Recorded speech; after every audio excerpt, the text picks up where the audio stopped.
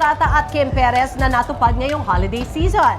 Dumalot na isaya sina Shuvi at Kim sa Art Gap event ng GMA in partnership with Little Art Foundation sa National Children's Hospital sa Quezon City.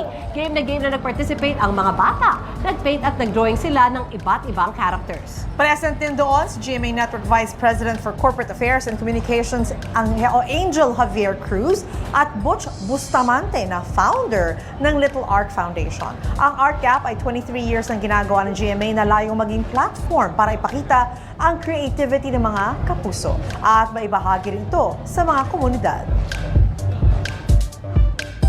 Kaya po kami tinawag na Kapuso ay gusto namin, ito ang ginagawa namin, nagsishare kami ng blessings at nagbibigay kami ng joy sa mga kapuso namin na nangangailangan na ng additional smiles at additional na pagmamahal.